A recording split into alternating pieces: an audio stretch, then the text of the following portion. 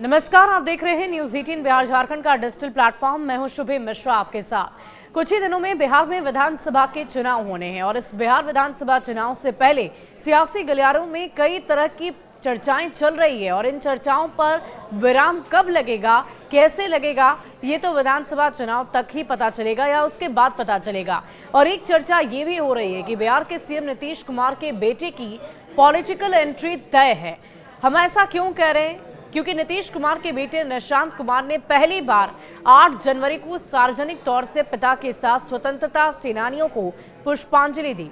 राजनीति में एंट्री की चर्चा इसलिए हो रही है क्योंकि पार्टी में उन्हें कोई बड़ी जिम्मेदारी मिल सकती है, ऐसी भी संभावना जताई जा रही है। बिहार के सीएम नीतीश कुमार के बेटे निशांत कुमार अब तक के जीवन में सार्वजनिक रूप से यदा कदा ही नजर आए हैं। कभी कभी वो मीडिया कर्मियों से बातचीत करते नजर आते हैं और पहली बार सार्वजनिक रूप से वो इसी साल 8 जनवरी को सामने आए। वे अपने पिता के साथ स्वतंत्रता सेनानियों की प्रतिमाओं पर पुष्पांजलि देने अपने पैतृक गांव कल्याण बिघा पहुंचे थे।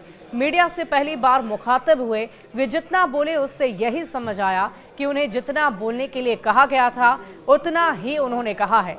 नपे तुले अंदाज और शब्दों और पॉलिटिकल अंदाज में उन्होंने पिता के कार्यों को लेकर लोगों से वोट डालने तक की अपील कर दी। और इसी दिन से ये बात चर्चा में है कि निशांत क्या राजनीति में एंट्री करने वाले हैं।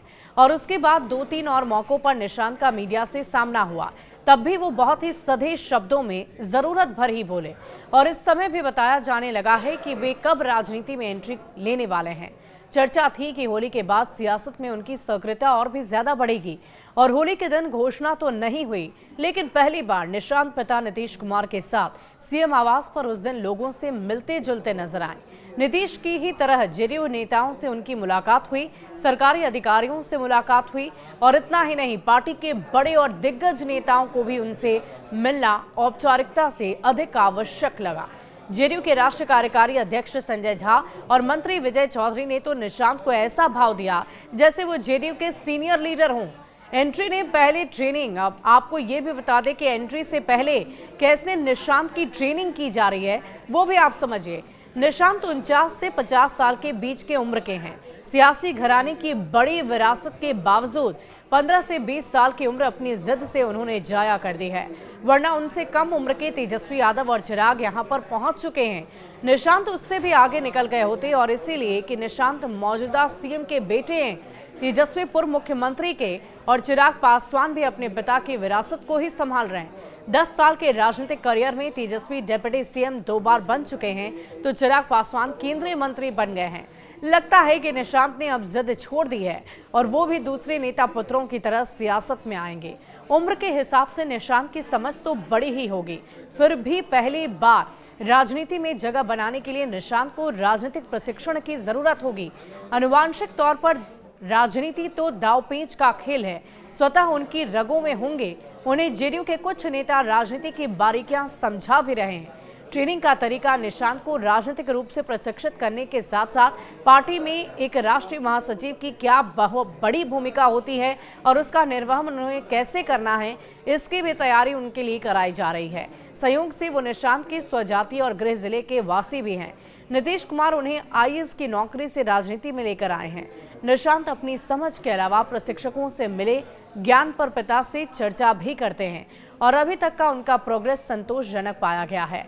और उसके बाद ये तय हुआ है कि होली के दिन लॉन्चिंग सही रहेगी।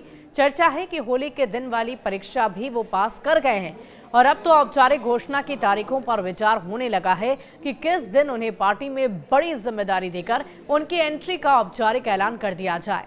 जानकारी ये भी सामने आ रही है कि 3 महीने के अंदर ही पार्टी में उन्हें कोई बहुत बड़ी जिम्मेदारी दी जा सकती है और इस तरीके से निशांत की राजनीति में एंट्री हो जाएगी। नीतीश कुमार की अब भी अगर हम माने तो अब ऐसा लगता है कि नीतीश कुमार ने भी अपनी जिद छोड़ दी है।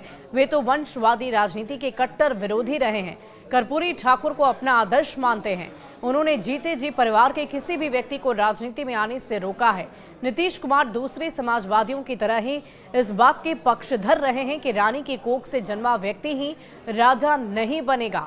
लालू यादव की वंशवादी राजनीति पर नीतीश के तेवर हाल फिलहाल में भी काफी तल्ख नजर आए हैं। जब तक निशांत की एंट्री की औपचारिक तौर पर घोषणा नहीं हो जाती है, तब तक यही मानकर चलना होगा कि नीतीश कुमार की वंशवादी राजनीति पर धारणा बदली नहीं है।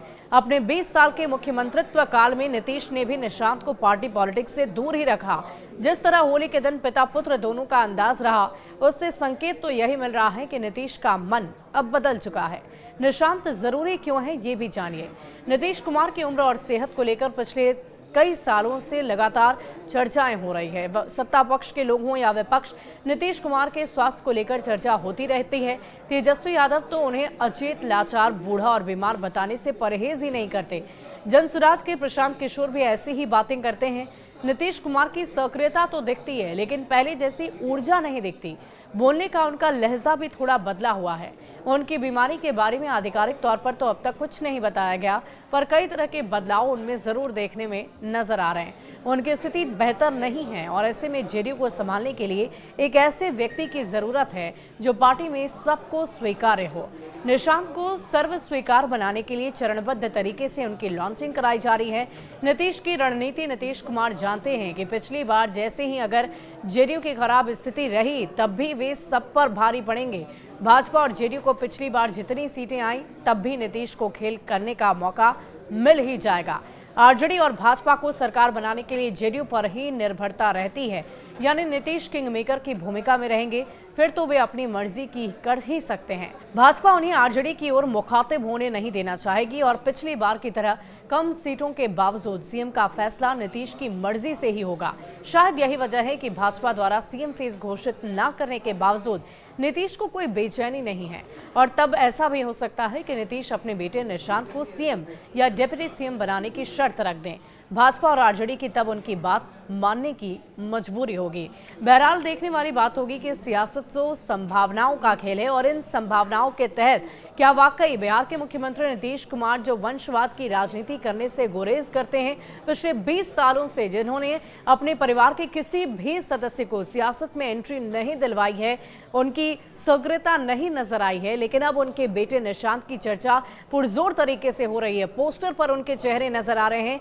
देखने वाली बात होगी कि आखिर किस दिन औपचारिक तौर पर इस बात की घोषणा होती है कि निशांत अब राजनीति में एंट्री कर रहे हैं। आपकी इसमें क्या राय है? क्या आप भी चाहते हैं कि बिहार के मुख्यमंत्री नीतीश कुमार के बेटे निशांत की राजनीति में एंट्री हो? क्या वो सीएम या डिप्टी सीएम के पद पर बैठे? हमें कमेंट सेक्शन में लिखकर जरूर बताइएगा। शुक्रिया।